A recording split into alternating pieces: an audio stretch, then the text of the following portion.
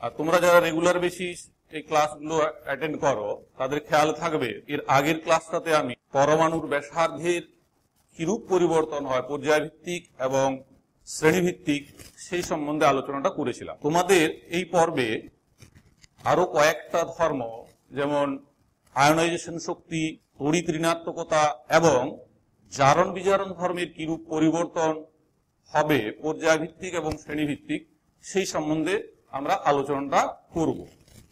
তো প্রথমে আজকে যে বিষয়টা আমরা আলোচনা করব সেটা হচ্ছে আয়নাইজেশন শক্তি। আয়নাইজেশন শক্তির কিরূপ পরিবর্তন হয় পর্যায়ভিত্তিক এবং শ্রেণীভিত্তিক সেই বিষয়ে আমরা আলোচনা করব।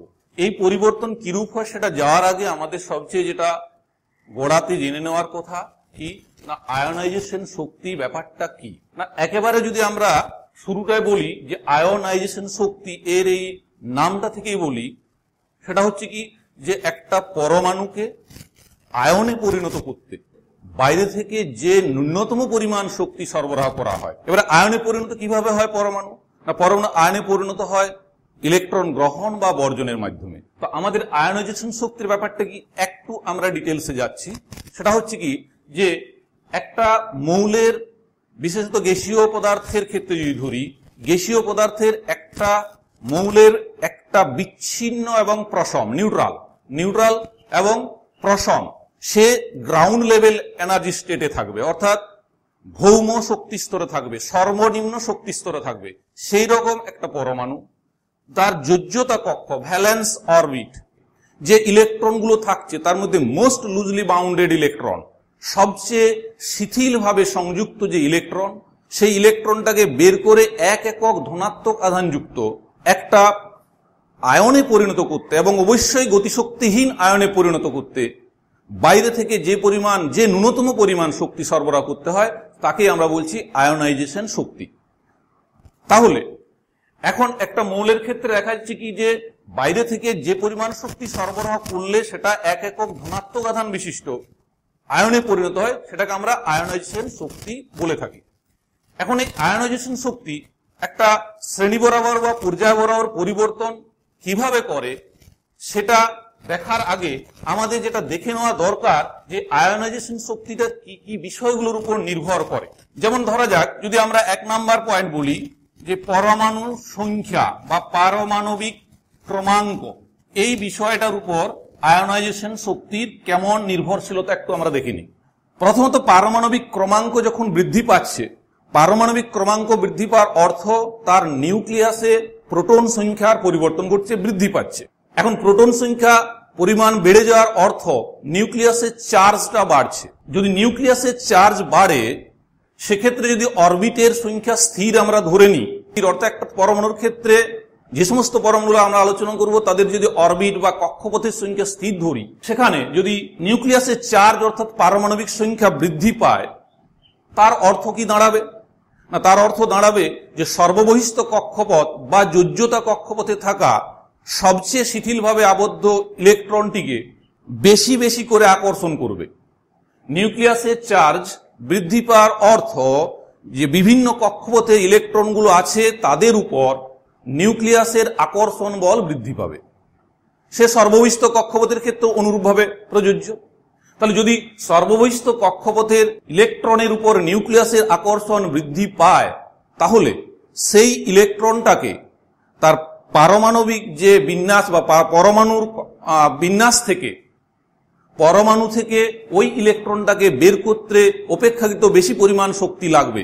সুতরাং এখান থেকে আমরা কনক্লুশনে আসতে পারি কি যে পারমাণবিক ক্রমাঙ্ক যদি বৃদ্ধি পায় তাহলে নিউক্লিয়াসের ওই ইলেকট্রনের উপর আকর্ষণ বলটা বৃদ্ধি পাবে, ফলত ওই ইলেকট্রনটিকে বার করতে বেশি শক্তি লাগবে, অর্থাৎ আয়নাইজেশন শক্তি বৃদ্ধি পাবে। তার মানে পারমাণবিক ক্রমাঙ্ক বৃদ্ধির সাথে সাথে আয়নাইজেশন শক্তিও বৃদ্ধি পাবে। 2 নাম্বার ফ্যাক্টর পারমাণবিক ব্যাসার্ধ। আমরা আগের ক্লাসটাতে বলেছিলাম পারমাণবিক ব্যাসার্ধ হচ্ছে নিউক্লিয়াস থেকে সর্ববহিস্থ কক্ষপথে যে ইলেকট্রন আছে বা সর্ববহিস্থ কক্ষপথ, সেই নিউক্লিয়াস থেকে সর্ববহিস্থ কক্ষপথ পর্যন্ত যে দূরত্ব সেটাকে আমরা পারমাণবিক ব্যাসার্ধ বলেছি।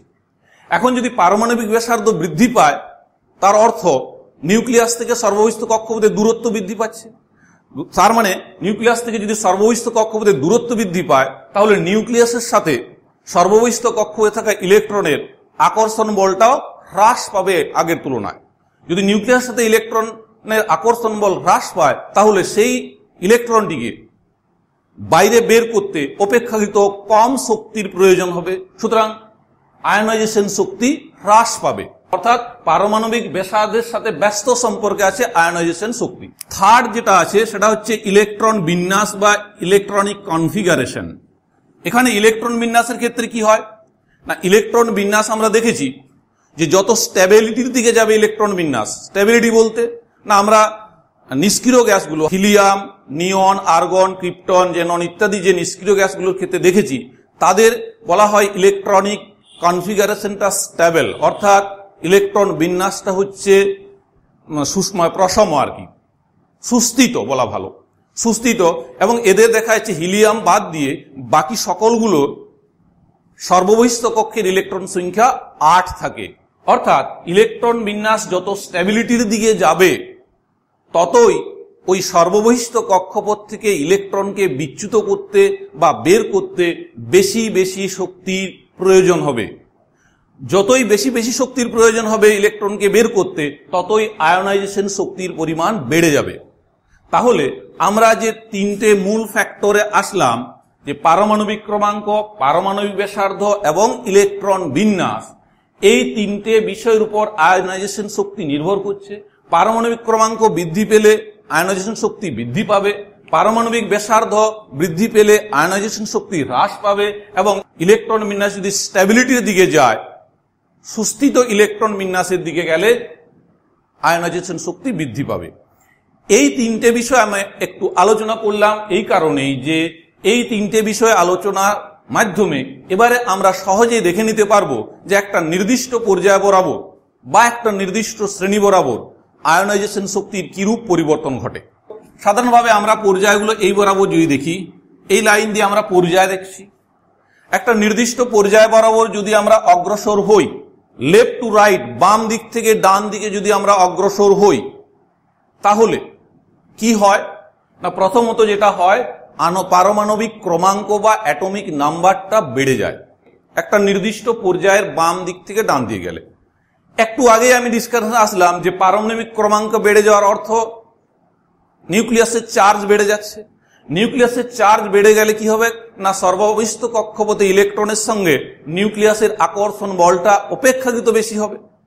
নিউক্লিয়াসের আকর্ষণ বল বেশি হলে সেই আকর্ষণের বাধাকে কাটিয়ে ইলেকট্রনকে ফ্রি করতে গেলে, বের করতে গেলে অপেক্ষাকৃত বেশি শক্তি লাগবে। তাই সেই হিসাবে যদি আমরা একটা নির্দিষ্ট পর্যায়ের বাম দিক থেকে ডান দিকে যাই, তাহলে আয়নাইজেশন শক্তি ক্রমশ বাড়তে থাকে এবং দেখা যায় একটা নির্দিষ্ট পর্যায়ের একেবারে শেষের দিকে থাকছে কি না নিষ্ক্রিয় গ্যাসগুলো। সেই হিসাবে নিষ্ক্রিয় গ্যাসের আবার একটা স্ট্যাবল বা সুস্থিত ইলেকট্রন বিন্যাস আছে। সেই হিসাবে আমরা বলতে পারি যে নিষ্ক্রিয় গ্যাসগুলোর ক্ষেত্রে এটা আয়নাইজেশন শক্তি বাড়ে। এবং আমরা দেখেছি যে নিষ্ক্রিয় গ্যাস, প্রথম যে নিষ্ক্রিয় গ্যাসটা আছে হিলিয়াম, অন্যান্য মৌলগুলোর তুলনায় হিলিয়ামের আয়নাইজেশন শক্তি সবচেয়ে বেশি। তাহলে আমরা একটা নির্দিষ্ট পর্যায় বরাবর বাম দিক থেকে ডান দিকে দেখলাম আয়নাইজেশন শক্তি ক্রমশ বৃদ্ধি পাচ্ছে। এবার যদি আমরা একটা নির্দিষ্ট শ্রেণী বরাবর উপর থেকে নিচ দিকে নামি, উপর থেকে নিচ দিকে নামলে কি হয়, অ্যাটমিক নাম্বার তো বাড়ছেই। অ্যাটমিক নাম্বার বাড়ার সাথে সাথে কি হচ্ছে না, কক্ষপথের সংখ্যা বাড়ছে। কক্ষপথের সংখ্যা বাড়ছে। কক্ষপথের সংখ্যা বাড়ার অর্থ কি না, অ্যাটমিক রেডিয়াই বৃদ্ধি পাচ্ছে। পারমাণবিক ব্যাসার্ধ বৃদ্ধি পেলে কি হবে না, পারমাণবিক ব্যাসার্ধ বৃদ্ধি পেলে নিউক্লিয়াস থেকে সর্ববহিস্থ কক্ষপথের ইলেকট্রনের দূরত্ব বেশি হচ্ছে। ইলেকট্রনের দূরত্ব বেশি হলে কি হয় না, নিউক্লিয়াসের সাথে যে ইলেকট্রনের আকর্ষণ বল, সেই আকর্ষণ বলটা হ্রাস পাচ্ছে। নিউক্লিয়াসের সাথে ইলেকট্রনের যদি আকর্ষণ বল হ্রাস পায়, তাহলে সেই আকর্ষণ বলের বাধা কাটিয়ে ইলেকট্রনটিকে বের করতে হলে অপেক্ষাকৃত কম শক্তির প্রয়োজন হচ্ছে। ফলে অপেক্ষাকৃত সহজে ওকে আয়নে পরিণত করা যায়। তাই এক্ষেত্রে আয়নাইজেশন শক্তি ক্রমশ কমতে থাকে, ক্রমশ কমতে থাকে। এবং আমরা এখানে দেখি যে সিজিয়াম এখানে আছে, সিজিয়ামের সবচেয়ে কম আয়নাইজেশন শক্তি, হিলিয়ামের সবচেয়ে বেশি আয়নাইজেশন শক্তি এবং সিজিয়ামের সবচেয়ে কম আয়নাইজেশন শক্তি।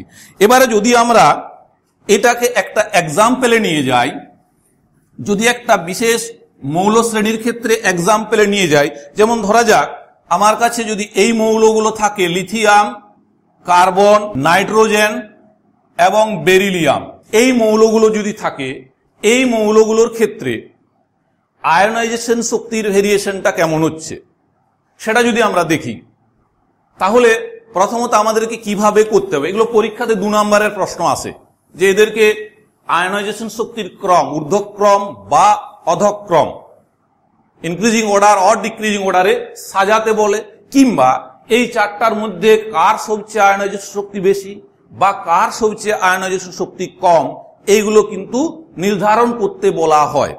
সেক্ষেত্রে যাই হোক, যদি আমরা এদেরকে আয়নাইজেশন শক্তির ক্রম অনুযায়ী সাজাবার কথা ভাবি, তাহলে প্রথমে আমাদেরকে দেখে নিতে হবে যে মৌলগুলো দেওয়া হয়েছে তারা কিভাবে আছে, অর্থাৎ তারা একটা শ্রেণীর মৌল নাকি একটা পর্যায়ের মৌল। এখন এটা জানতে গেলে তোমাদেরকে জানতে হবে এদের অ্যাটমিক নাম্বার।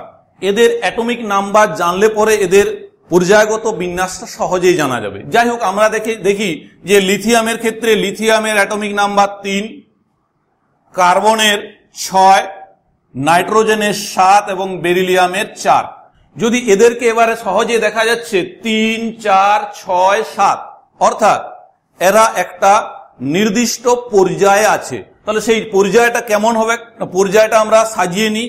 তাহলে পর্যায় বাম দিকের থেকে ডান দিকে যাব, সবচেয়ে বাম দিকে থাকবে কে না, প্রথমে থাকবে লিথিয়াম, লিথিয়ামের অ্যাটমিক নাম্বার 3, তাহলে লিথিয়াম।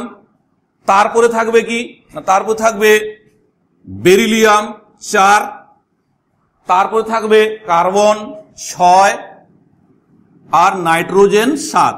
তাহলে আমি এই মৌলগুলোকে এদের ক্রমবর্ধমান পারমাণবিক সংখ্যা অনুযায়ী সাজিয়ে ফেললাম, বা এরা যে পর্যায়ে আছে পর্যায়গতভাবে কিভাবে অবস্থান করছে সেটাকেও কিন্তু আমরা সাজিয়ে ফেললাম। এবারে আমরা দেখে নিব যে একটা বিশেষ পর্যায়গতভাবে আয়নাইজেশন শক্তির কিরূপ পরিবর্তন ঘটে। আমরা দেখলাম একটু আগেই যে আর আয়নাইজেশন শক্তি একটা পর্যায়ের নির্দিষ্ট পর্যায়ের বাম দিক থেকে ডান দিকে গেলে ক্রমশ বাড়তে থাকে। সেই হিসাবে ক্রমশ যদি বাড়তে থাকে, লিথিয়ামের আয়নাইজেশন শক্তি সবচেয়ে কম, তার থেকে একটু বেশি বেরিলিয়ামের, তার থেকে একটু বেশি কার্বনের, এবং এদের 4জনের মধ্যে সবচেয়ে বেশি নাইট্রোজেনের। তো এবারে আমি এদেরকে সাজিয়ে দিতে পারি, এইভাবে সাজাতে পারি যে লেস দেন বা গ্রেটার দেন চিহ্ন দিয়ে এদেরকে প্রকাশ করতে পারি। যদি লেস দেন চিহ্ন দিয়ে প্রকাশ করি, তাহলে lithium is less than beryllium, is less than carbon, is less than nitrogen. এটা হলো কি যে ক্রমবর্ধমান আয়নাইজেশন শক্তি অনুযায়ী সাজানো। এবার যদি ক্রম হ্রাসমান বলে, তাহলে সবচেয়ে বেশি যে প্রথমে থাকবে সেই হিসেবে হলো নাইট্রোজেন প্রথমে, nitrogen greater than carbon, carbon is greater than beryllium, এবং beryllium is greater than lithium. তাহলে এটা হলো ক্রমবর্ধমান বা ইনক্রিজিং অর্ডার, আর পরেরটা হলো ডিক্রিজিং অর্ডার। ক্রমবর্ধমান, এটা হচ্ছে ক্রম হ্রাসমান। তাহলে এই পর্বে অর্থাৎ আয়নাইজেশন শক্তি এই যে পর্যাবৃত্ত ধর্ম, এই পর্যাবৃত্ত ধর্ম থেকে মাধ্যমিকে তোমাদের যেরকম প্রশ্ন আসতে পারে, যেমন প্রথমে পড়তে পারে আয়নাইজেশন শক্তির সংজ্ঞা, আয়নাইজেশন শক্তি কাকে বলে, তার ওয়াইডেজ 2 বা 1 হতে পারে। আয়নাইজেশন শক্তির একক, আয়নাইজেশন শক্তির একক আমি বলিনি, আয়নাইজেশন শক্তির এককগুলো বলে দিই। আয়নাইজেশন শক্তির একক হচ্ছে ইলেকট্রন ভোল্ট পার অ্যাটম, এটা একটা একক। ইলেকট্রন ভোল্ট হচ্ছে শক্তির একক। একটা ইলেকট্রন 1 ভোল্ট বিভব প্রভেদের মধ্যে দিয়ে গেলে কার্য করার যে সামর্থ্য অর্জন করে, বা আমরা এভাবে বলতে পারি একটা ইলেকট্রনকে 1 ভোল্ট বিভব প্রভেদের মধ্যে গতিশীল করতে যে পরিমাণ শক্তি সরবরাহ করতে হয়, বা আমি বললাম কার্য করার যে সামর্থ্য অর্জন করে পার অ্যাটম, একটা অ্যাটমকে, এটা আমরা একটা বলতে পারি। তেমনি আছে কিলোজুল, কেজে পার মোল, অথবা কিলো ক্যালোরি পার মোল। এই 3টে হচ্ছে আয়নাইজেশন শক্তির একক। সেক্ষেত্রে 1 নম্বরের প্রশ্ন হিসেবে পড়তে পারে যে আয়নাইজেশন শক্তির এককটি উল্লেখ করো। তৃতীয় যেভাবে প্রশ্নটা পড়তে পারে সেটা হচ্ছে কি না, এইভাবে বলে দিতে পারে যে একটি নির্দিষ্ট পর্যায় এবং একটি নির্দিষ্ট শ্রেণী বরাবর আয়নাইজেশন শক্তির কিরূপ পরিবর্তন হয়। 2 নম্বরের প্রশ্ন।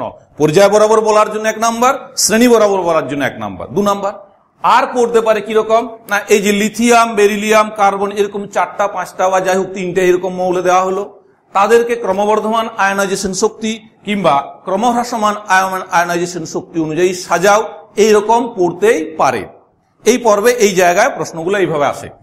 একই রকম ভাবে কয়েকটা আমরা দিতে পারি মৌল, যেমন অক্সিজেন, নিয়ন, ফ্লোরিন, দিতে পারি ম্যাগনেসিয়াম, ক্যালসিয়াম, বেরিলিয়াম। এটা একটা সেট, এটা 2টা সেট, দ্বিতীয় সেট। তেমনি দিতে পারি বেরিলিয়াম, নাইট্রোজেন, বোরন, কার্বন। এইরকম 3টে সেট আমি দিলাম। এই 3টে সেটের ক্রমবর্ধমান আয়নাইজেশন শক্তি অনুযায়ী সাজালে কেমন আসবে তোমরা একটা বাড়িতে প্র্যাকটিস করতে পারো।